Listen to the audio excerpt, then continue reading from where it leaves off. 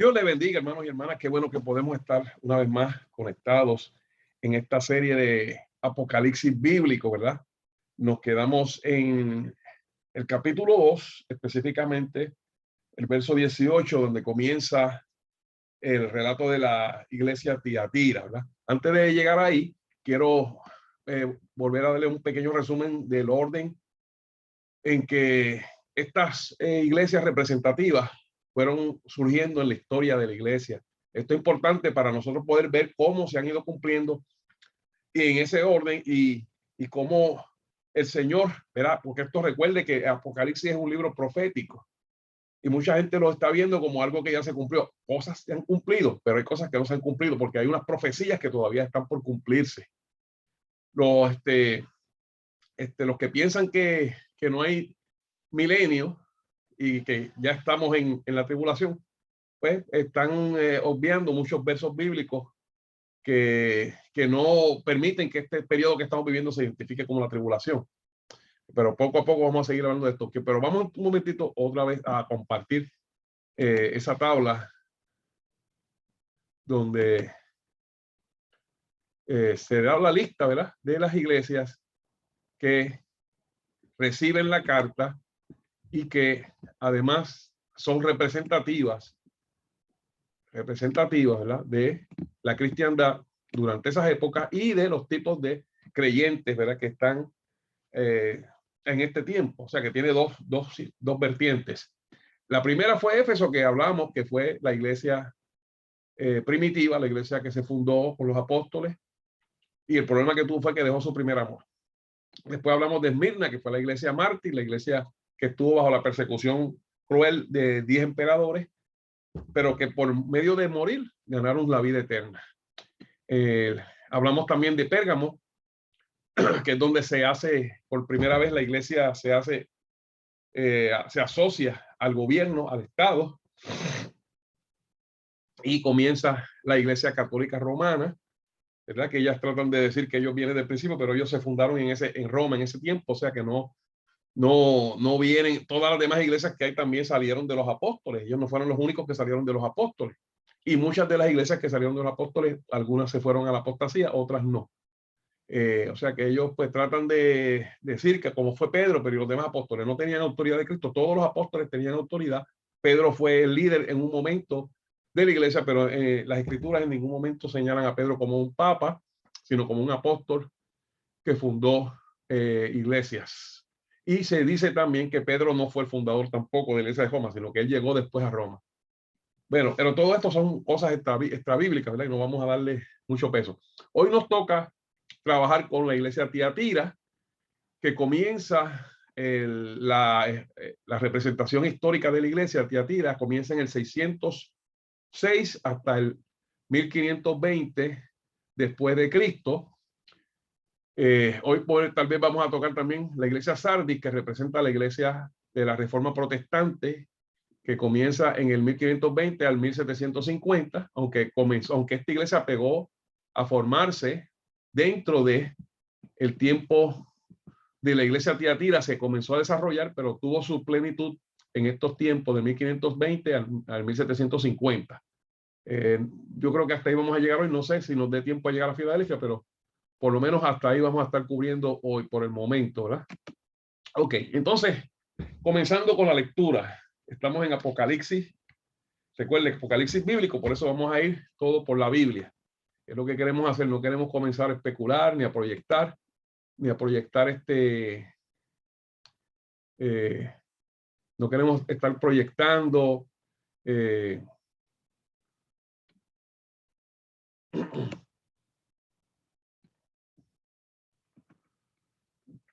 no queremos estar, ¿verdad?, proyectando lo que pensamos nosotros o especulando, sino que queremos tratar de ser bíblicamente, ¿verdad?, apegarnos a la escritura, y lo que no sabemos pues no lo vamos a saber, pero la intención es que estemos pegados a la palabra del Señor en todo momento. Ok. Estoy tratando de buscar la palabra aquí para leerla. Aquí ya la tengo. Ok. Vamos entonces a comenzar la lectura de que corresponde a lo que vamos a estar mirando hoy, ¿verdad? Que es la iglesia de Tiatira.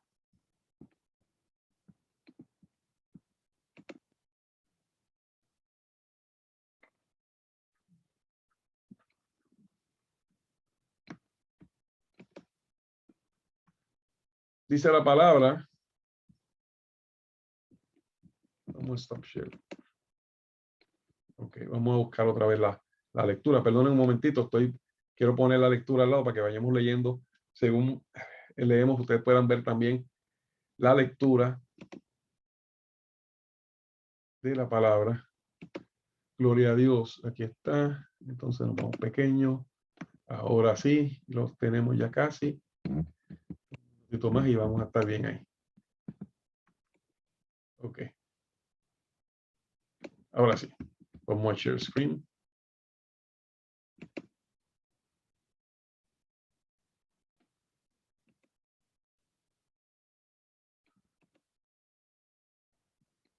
Gloria a Dios.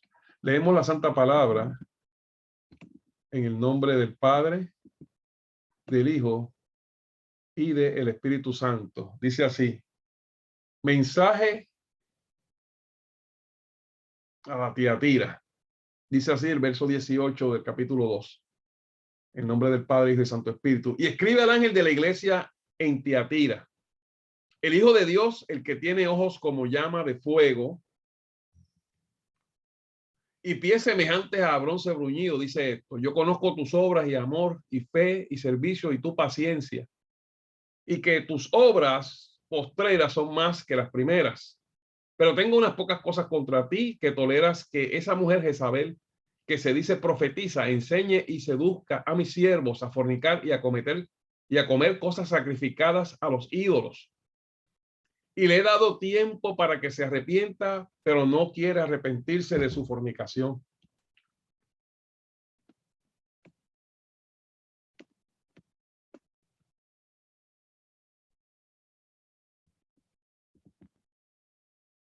Pero quiere arrepentirse de su fornicación. He aquí, yo la arrojo en cama y en gran tribulación a los que con ella adulteran, si no se arrepienten de la obra de ella. Y a sus hijos heriré de muerte, y a todas las iglesias sabrán que yo soy el que escudriña la mente y el corazón, y os daré a cada uno según vuestras obras. Pero a vosotros los demás que están en Tiatira, a cuantos no tienen esa doctrina y no han conocido lo que ellos llaman las profundidades de Satanás, yo os digo, no os impondré otra carga, pero lo que tenéis, vos retenedlo hasta que yo venga. Al que venciere y guardare mis obras hasta el fin, yo le daré autoridad sobre las naciones y las regirá con vara de hierro, y serán quebradas como vaso de alfarero, como yo también la he recibido en mi Padre. Y le daré la estrella de la mañana. El que tiene oído, oiga lo que el Espíritu dice a las iglesias. Gloria al Señor Jesús. Bendito el Señor que vive y reina por siempre. Vemos entonces que este mensaje dirigido a Tiatira, que es simbólica, simboliza, ¿verdad?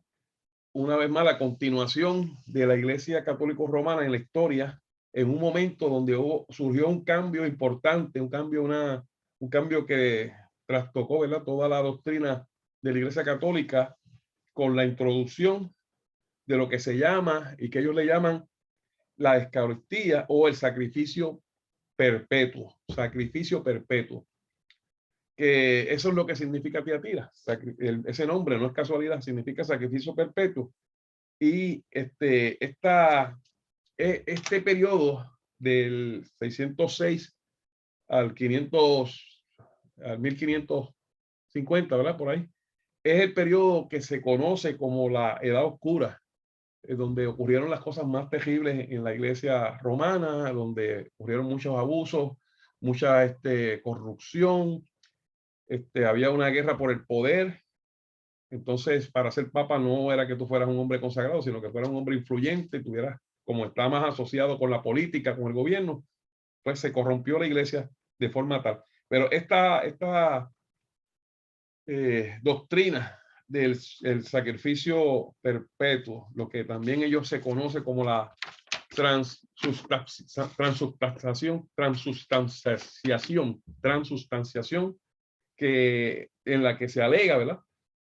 Que cada vez que los sacerdotes católicos presentan el pan y el vino ante el Señor, se convierten literalmente en la carne y la sangre de Jesucristo. En cada reunión esto ocurre. Eso empezó en esa fecha. O sea que esto es en realidad yo lo veo como casi una abominación, como un reto a lo que dice la palabra del Señor. Pero lo que leímos la vez en la presentación anterior, en el video anterior, nos dice por qué ellos hacen estas cosas, ¿verdad? Dice que se fueron entregados a una mente reprobada para hacer cosas que no convienen, y así ellos introducen esta doctrina en la que implican este dogma de la transustanciación, y esto fue decretado por el Papa Inocencio, ¿verdad?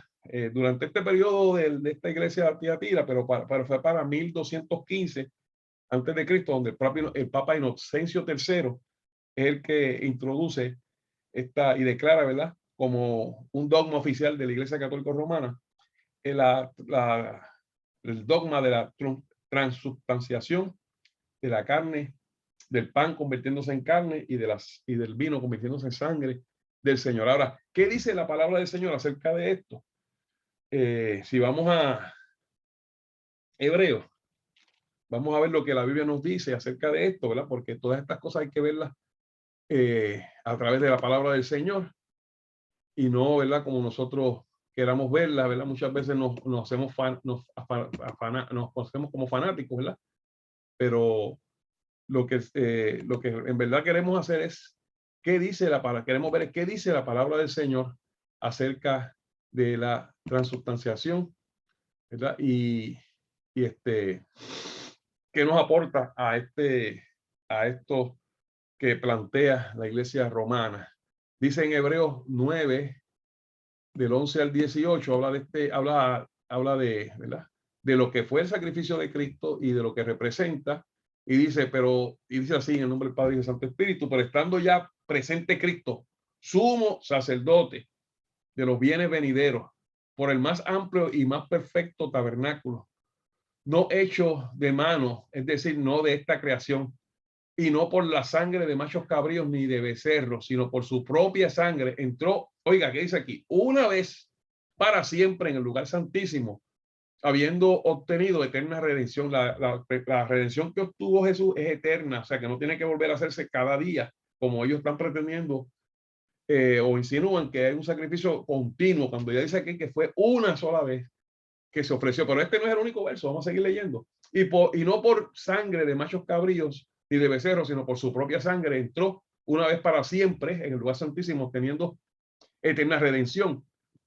Pero si la sangre de los toros y de los machos cabríos y las cenizas de las becerras rociadas a los inmundos santifican para la purificación de la carne, cuánto más la sangre de Cristo, el cual mediante el Espíritu Eterno se ofreció a sí mismo sin mancha a Dios, limpiará nuestras conciencias de obras muertas para servir a Dios, al Dios vivo, ¿verdad? Esas obras que están haciendo son obras muertas cuando estamos sacrificando animales, cuando estamos pretendiendo, ¿verdad?, llevar a cabo un sacrificio que ya se llevó una sola vez. Dice en el verso 15, así que por eso es mediador de un mejor pacto, para que interviniendo muerte para remisión de las transgresiones que había bajo el primer pacto, los llamados reciban la promesa de la herencia eterna. Porque donde hay testamento es necesario que intervenga muerte del testador, porque el testamento con la muerte se confirma, pues no es válido entre tanto que el testador vive, de donde ni aún el primer pacto fue instituido sin sangre. Porque habiendo anunciado Moisés todos los mandamientos de la ley y a todo el pueblo, tomó la sangre de los becerros. Y vamos a saltar, ¿verdad? Porque vamos a saltar al verso 25. Vamos a saltar al verso 25 porque no quiero desviarme mucho del tema, ¿verdad? Pero mire lo que dice en el verso 25. Vamos a comenzar en el 24. Pero no porque no entró Cristo en el santuario hecho de manos, figura del verdadero, sino que en el mismo cielo, para presentarse ahora por nosotros ante Dios. Y no para ofrecer muchas veces, no para ofrecerse muchas veces, no para ofrecerse muchas veces, como entran los sumos sacerdotes en el lugar santísimo cada año con sangre ajena. De otra manera, le hubiera sido necesario padecer muchas veces, cada vez que hacen la Eucaristía o el sacrificio continuo, pues Cristo está ofreciendo su carne y su sangre muchas veces. Y aquí dice que no lo hizo de esa forma. Que no estaba para padecer muchas veces, ¿verdad? Dice, desde el principio del mundo, pero ahora en la consumación de los siglos se presentó otra vez, se presentó una vez para siempre por el sacrificio de sí mismo, una vez para siempre por el sacrificio de sí mismo para quitar de en medio el pecado. Ya quitó de en medio el pecado por ese sacrificio que hizo. Entonces, ¿por qué hay que hacer un sacrificio continuo si ya Jesús lo hizo una vez para siempre? Gloria a Dios. Y de la misma manera que está establecido para los hombres que muera una sola vez y después de esto el juicio. Así también Cristo fue ofrecido una sola vez. Otra vez, lo repite en este pasaje, hemos leído 3 veces, donde dice que el sacrificio de Cristo fue una sola vez para llevar los pecados de muchos, una sola vez, no cada domingo, con una pretensión de que el pan y el vino se están convirtiendo literalmente en la carne y la sangre de Jesús. Esto sale de una mala interpretación del pasaje donde Cristo le habla en forma de parábolas a los discípulos que el que no comiera su sangre y su carne no podía, ¿verdad?, entrar con él, no podía estar con él.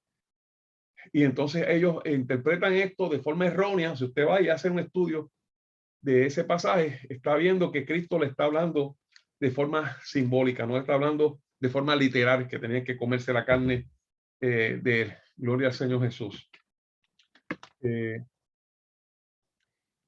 Y de la manera que, vuelvo a repetir, y de la manera que está establecido para los hombres que mueran una sola vez y después de esto el juicio, así también Cristo fue ofrecido una sola vez para llevar los pecados los pecados de muchos, y aparecerá por segunda vez sin relación con el pecado para salvar a los que le esperan. Los que lo están esperando son los que va a salvar, no a los que no lo esperan. Así que es mejor que usted esté esperando al Señor, porque a esos son los que él va a salvar, a los que le esperan. Gloria al Señor Jesús. Bendito Dios. Volvemos entonces a lo que a la carta, ¿verdad? De los a la carta de a Tiatira, ¿verdad? Y dice que comienza así: el Hijo de Dios, el que tiene ojos como llama de fuego y pies semejantes al bronce bruñido, dice esto, o sea, que tiene ojos como llama de fuego, que los ojos, la visión de Cristo penetra en todo lugar y conoce las intenciones de los corazones, ¿verdad? Las intenciones torcidas de gente que usó la religión como medio de poder en ese tiempo de la iglesia corrupta, para dominar y para hacer lo que quisieran, ¿verdad?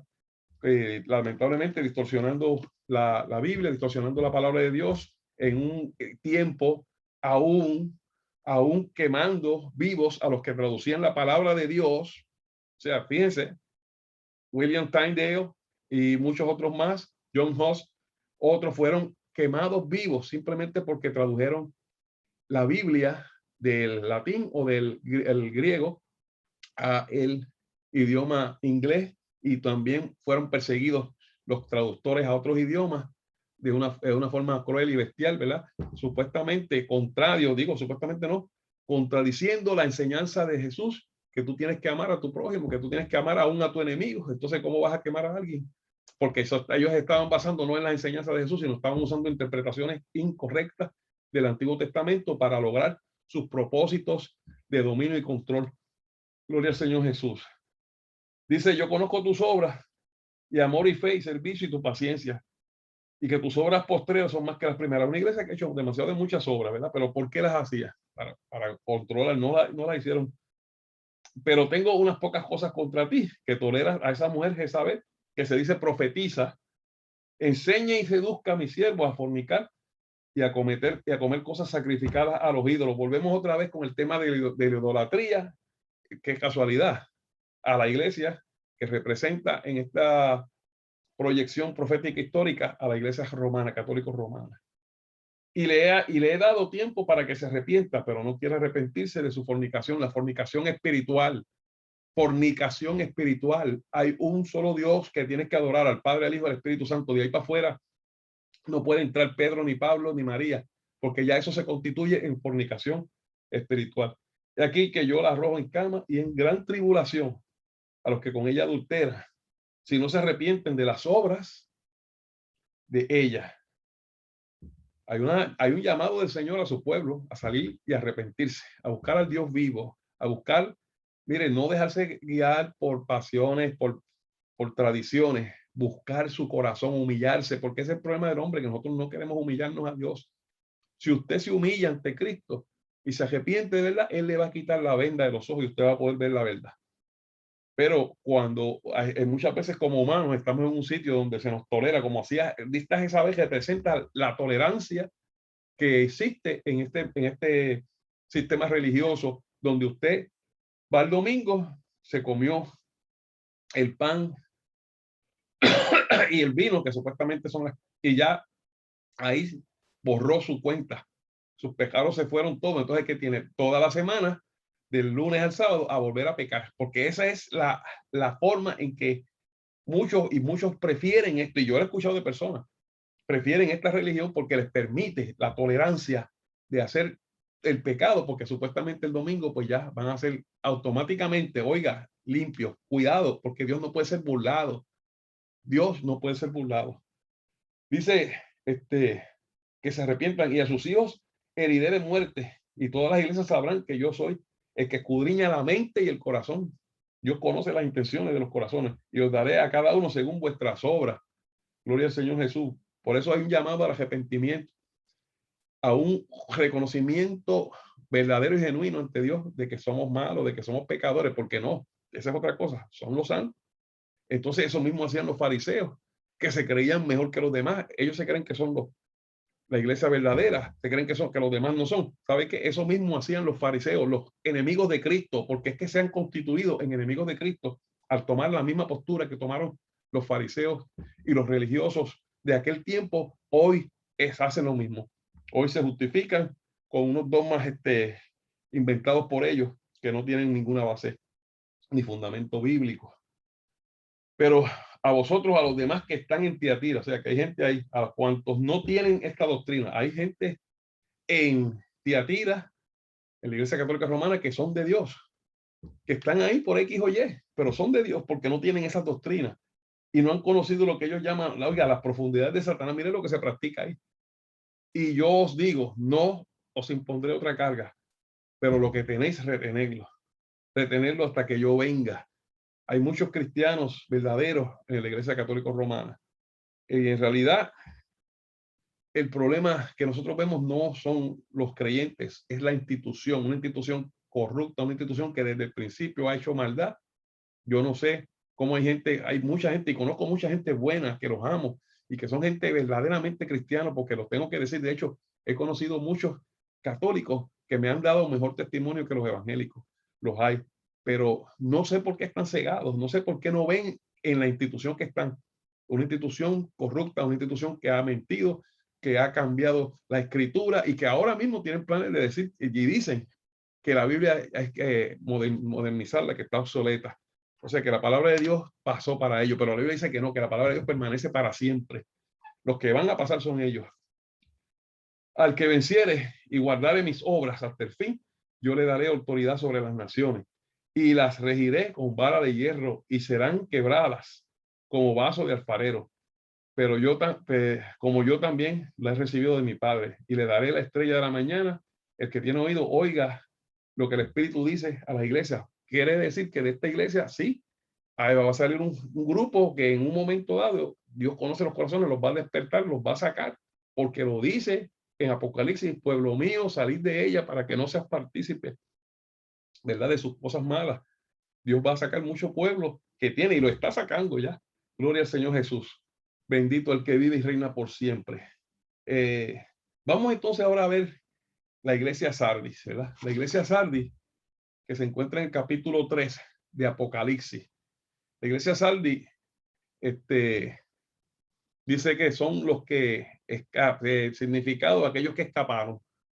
Representa, ¿verdad? En el tiempo histórico, el primer grupo de creyentes que salió de esta iglesia ramera, ¿verdad? Porque lo vamos a ver más tarde, que la gran ramera que se presenta en Apocalipsis, más tarde lo vamos a ver, es simplemente la iglesia romana y sus hijas rameras que salieron de ella, muchas de ellas, ¿verdad? Pero vemos que hubo un grupo que salió, fue el primer grupo en salir, esto comienza con Lutero. Vamos primero a leer lo que dice la palabra y entonces después vamos a discutir. Dice en Apocalipsis capítulo 3, dice de esta forma: escribe al espíritu, escribe al ángel de la iglesia en Sardis, el que tiene los 7 espíritus de Dios y las 7 estrellas. Dice esto. Fíjense que comienza una vez más hablando de las mismas cualidades que va a señalarle a la iglesia. Los espíritus, tiene vida. El espíritu, que dice la Biblia, que un cuerpo sin espíritu está muerto. El que tiene la vida, Jesús, el que tiene los espíritus de Dios. Yo conozco tus obras, que tienes nombre de que vives y estás muerto. Sé vigilante y afirma las otras cosas que están para morir, porque no he hallado tus obras perfectas delante de Dios. Acuérdate pues de lo que has recibido y oído, y guárdalo, y arrepiéntete. Pues si no velas, vendré sobre ti como ladrón, y no sabrás a qué hora vendré sobre ti. Pero tienes unas pocas personas en Sardis que no han manchado sus vestiduras, y andarán conmigo en vestiduras blancas, porque son dignas. El que venciere será vestido de vestiduras blancas, y no borraré su nombre del libro de la vida, y confesaré su nombre delante de mi Padre y delante de sus ángeles. El que tiene oído, oiga lo que el Espíritu dice a las iglesias. Iglesia Sardis representa la reforma, ¿verdad? La reforma que comenzó con Lutero y continuó, ¿verdad? Con otros como Calvino, como Sigli y otros más reformadores que comenzaron con Lutero. Comenzó con sus tesis, ¿verdad? Que un poquito de historia: Lutero fue un monje católico, pero se dio cuenta de los abusos, se dio cuenta de las distorsiones, de las faltas de fidelidad a la palabra de Dios que estaba ocurriendo dentro de la Iglesia Católica Romana, y se reveló, no tratando. Fíjense, Lutero nunca tuvo la intención, oiga esto, Lutero nunca tuvo la intención de hacer una nueva iglesia, ni de separarse de la Iglesia Católica. Lutero lo que hizo fue señalar lo que él, por su conciencia, que el Espíritu Santo le mostró que estaba ocurriendo mal,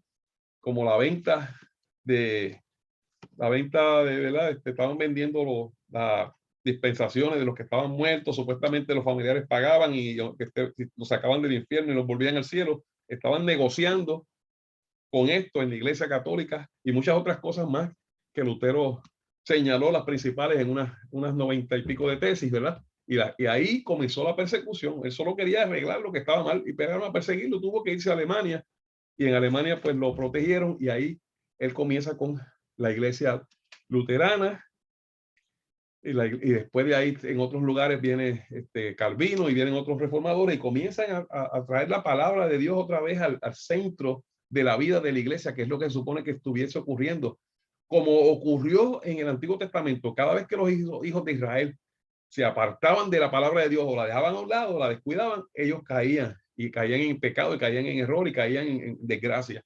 Asimismo ha ocurrido con la iglesia. La iglesia romana comenzó a darle más importancia y más peso a las tradiciones que a la palabra de Dios, lo mismo que hacían los israelitas. Cuando vino Jesús, todavía los fariseos le daban más importancia y torcían la palabra de Dios para ellos poder acomodar sus tradiciones. Eso mismo hizo la iglesia romana. Hasta un tiempo atrás, las tradiciones eran más importantes que la palabra de Dios. Ahora pues han despertado un poco, ¿verdad? Están tratando de volver a poner la palabra del Señor en el lugar que merece, aunque pues quieren modificarla, quieren cambiarla. Todavía tienen en su mente, tienen que arrepentirse verdaderamente para poder tener luz. El Lutero, siendo católico, se arrepintió, logró entender que no era por obras, porque había una especie de una doctrina que todavía permea, aunque ha cambiado un poco, donde por obras era que se salvaban. Y Lutero se daba latigazos, se rompía la espalda y no podía cambiar hasta que el Señor le dio luz en un verso de Romano donde dice, por gracia sois salvos por medio de la fe y no por obras, para que nadie se jacte. Y eso prendió en Lutero una nueva visión de lo que era el servir a Cristo y transformó la iglesia, ¿verdad? Con unas aportaciones increíbles. Lutero hizo cosas bien poderosas, tanto él como Calvino y Sigli, hicieron es un énfasis tan poderoso en la palabra del Señor, un cambio tan grande, ¿verdad? Donde ellos lograron cambiar y traer otra vez la palabra del Señor al centro de la vida de la iglesia. Ok, dice que ellas surgieron en medio del periodo de Tiatira, ¿verdad? Y como Lutero fue perseguido, así los demás también tenían que estar huyendo, escondiéndose, porque había una persecución para exterminar a todos los que supuestamente eran herejes, pero simplemente eran más bíblicos que ellos. Esta Inquisición inicia en el sur de Francia contra los cristianos que no aceptaban la Iglesia Católica, o sea que era obligado a ser católico, aunque tú no creyeras, tenías que ser católico. O sea, yo no creo que Jesús nunca obligó a nadie a convertirse. Él le predicaba y los apóstoles, y el que se quería convertir, el que Dios lo tocaba, se convertía, pero nunca obligaron a nadie. O sea que ya vemos algo ahí que está contrario a la enseñanza bíblica. La Inquisición comenzó en Francia, después se pasó a España, que fue bien fuerte la Inquisición española, y a las Américas, ¿verdad? Donde los españoles pues eran el país dominante, donde estaban entrando a muchos países de acá del área de América, donde también mataron a multitud de indios, indígenas, porque por cuestión de que no se convertían así como ellos querían a la fuerza, ¿verdad? En Portugal y en Italia también tuvo parte. Tiene nombre de que vive, pero el nombre es Sardi. Ahora vamos a la parte mala. La iglesia trajo muchas cosas buenas. La iglesia reformada, todavía las iglesias luteranas están, todavía las iglesias presbiterianas y las iglesias reformadas que surgen de ahí todavía existen, ¿verdad? Pero también tiene unos señalamientos de parte del Señor que tenemos que mirar y todavía hay que arrepentirse también, como todos tenemos que arrepentirnos, todos tenemos, como decimos, la pata coja. Lo que tenemos es que poder tener sensibilidad y ver dónde es que está nuestra falta. Dice que Saldi significa tienes nombre de que vives y estás muerto. Ese es el problema de Saldi. El problema de Saldi es que estas denominaciones luteranas, anglicanas, presbiterianas, calvinistas, los menonitas, muy buenas, muchas aportaciones. Salieron de ahí pues Martín Lutero, William Tyndale, Juan Calvino y otros más, ¿verdad?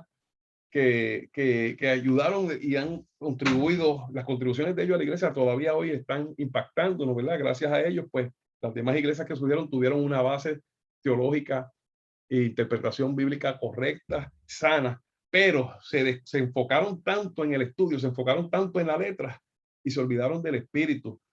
Se olvidaron del espíritu y por eso le dice el Señor que tienes nombre de que vives y estás muerta. Le dice, yo conozco tus obras que tienes nombre de que vives y estás muerto. Tienen la palabra importante, pero la palabra sin el espíritu, la letra mata, el espíritu vivifica. O sea que tiene que haber una combinación. Sé vigilante y afirma las otras cosas que están por morir, porque no se ha hallado tus obras perfectas delante de Dios. ¿Por qué las obras no son perfectas delante de Dios? Porque si no, todo lo que nosotros hagamos sin el Espíritu Santo, todo lo que nosotros hagamos sin Cristo es vano. Las obras tienen que ser en Cristo para que sean de gloria del Padre y del Señor. Acuérdate pues de dónde lo que has recibido y bebido y guárdalo y arrepiéntete. Es un llamado a arrepentimiento también aún a esta iglesia. Oiga, que son hijas de la gran jamera, en cierta forma, porque de ahí salieron. Y el problema aquí es, primero, la iglesia anterior negó la palabra y negó a Cristo, al verbo. La iglesia Tiatira negó la palabra y negó el verbo. Y se fue por sus pensamientos, por sus argumentos, por sus tradiciones. Y entonces ahora esta iglesia, Sardis, que sí reconoce a Cristo, que sí reconoce la importancia de la palabra y la pone pero bien alto y una cosa que hay que elogiar, porque esta gente desarrollaron una teología muy bella, bíblica y hermosa, pero se olvidaron de otra parte importante del espíritu. Importante. La palabra sin el espíritu está en el aire, no tiene efectividad. Dice, dice que, pues no, si no velas, vendré sobre ti como ladrón y no sabrás a qué hora vendré sobre ti. El Señor viene como ladrón en la noche, pero como muchos de ellos no esperan, lamentablemente algunos grupos, casi todos estos grupos, son de los que piensan que son postmilenialistas, son, perdón, no son postmilenialistas, son amilenialistas o premilenialistas, o sea, que creen que ya todo esto ocurrió y que el milenio es ahora. Pero el Señor dice que viene como ladrón. O sea, que esa es una de las, ¿verdad?, pocas fallas que yo le encuentro, porque tienen una teología muy, muy, muy preciosa y bíblica, pero en la interpretación de los tiempos finales este, en su escatología, lamentablemente fallan. Yo entiendo que fallan, lamentablemente, porque tratan de ajustar su escatología a su doctrina general, y eso es un problema serio. Y no tienen luz del espíritu en esta parte del fin, o sea que ellos están viendo cosas que cuando bíblicamente las vemos no tienen sentido. Gloria al Señor Jesús.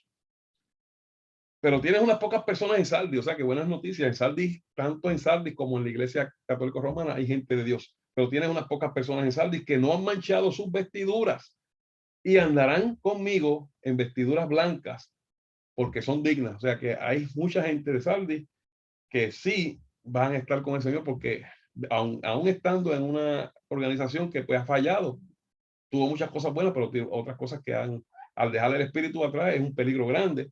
Pero estas personas se han mantenido fieles a Cristo y van a tener sus recompensas, son dignas. El que venciere será vestido de vestiduras blancas. Oiga, y mire lo que dice aquí. Una de las doctrinas principales de estos movimientos reformados es lo del salvo siempre salvo. Una doctrina que es peligrosa, no es fácil de entender, es bíblica, porque es bíblica, pero hay que saber entenderla e interpretarla. Salvo siempre salvo, lo sabe solo Dios. El hombre no sabe si va a ser salvo, solo lo sabe Dios. Porque si fuese así, si el hombre tuviese esa capacidad, entonces el apóstol Pablo nunca hubiese dicho, no, habiendo yo sido heraldo a muchos, no vaya a ser eliminado. O sea que Pablo tenía esa expectativa de que podía ser eliminado. Por lo tanto, él todavía, aunque dentro de su corazón podía saber que era salvo, pero en su mente no estaba seguro, tenía que seguir trabajando por su salvación. El expositor principal de la doctrina de la gracia es el apóstol Pablo. Y el mismo apóstol Pablo es el que dice, cuidad vuestra salvación con temor y temblor. ¿Verdad que sí? O sea que él nos manda a cuidar la salvación porque es un regalo que Dios nos ha dado y es seguro en las manos de Cristo. Esto no tiene duda. La salvación es segura en las manos de Cristo, pero no es obligatoria. Nosotros no somos roboces. Nosotros tenemos una elección que podemos hacer y estando aún en las manos de Cristo podemos tirarnos de la mano de Cristo. Si no, Pablo nunca hubiese dicho que podemos deslizarnos, que podemos caernos. Si no, Pablo y los apóstoles no insistieran tanto en la santidad y en evitar el pecado. Y esta doctrina de salvo siempre salvo la tuvo este hombre de Ponce, que usted sabe que fue un falso profeta. Esa era su doctrina central. O sea que esa es una de las fallas que yo encuentro en la teología reformada, es que enfatiza mucho en esto de salvo siempre salvo, y esto da lugar a ¿qué? Al libertinaje, a vivir la vida loca, porque como quiera me voy a salvar. Cuidado, porque Dios no puede ser burlado. Dice que Él escudriña la mente y el corazón. Y dice lo que dice, y el que venciere será vestido de vestiduras blancas, que venciere, que es la carne, el pecado. Y no borraré, para los que dicen salvo siempre salvo, y no borraré su nombre del libro de la vida. Quiere decir que si el Señor Jesucristo, que es el que está aquí dándole esta palabra a Juan, le dice, no borraré su nombre del libro de la vida, quiere decir que hay la posibilidad de que se borre, porque si no, ¿para qué vaya a poner que no voy a borrar su nombre? Hay la posibilidad de borrar el nombre, porque si no, no había que escribir ahí, no borraré su nombre. Y confesaré su nombre delante de mi Padre y delante de sus ángeles. Dios sabe todo, Dios sí sabe quién es salvo. Dios sí sabe quién va a llegar y quién no va a llegar, pero nosotros no lo sabemos ni podemos pretender saberlo como lamentablemente esta doctrina que yo encuentro que es el mejor grande doctrinal que tiene la Iglesia Reformada, aparte de esto, tienen unas doctrinas excelentes y muy buenas, pero esa doctrina es la que tira por la ventana todo lo bueno que hicieron. Y aquí el Señor se lo dice, y se lo dice claro, y no borraré su nombre del libro de la vida. O sea, que quiere decir que se puede borrar el nombre. Y confesaré su nombre delante de mi Padre y delante de sus ángeles. El que tiene oído, oiga lo que el Espíritu dice a las iglesias. El Espíritu que ellos mismos han echado a un lado, lo han apagado y lo tienen sentado en una banca escuchándolos a ellos, porque ellos se dejan guiar simplemente por su intelecto, por su teología, y se olvidan de que el Espíritu vino a guiarnos a toda verdad y a toda justicia. Gloria a Dios. Pero vuelvo y repito, hay gente en esta iglesia que si se mantienen mirando a Cristo y siguiendo su obediencia, van a estar vestidos con vestiduras blancas. Dios me los bendiga mucho y me los guarde.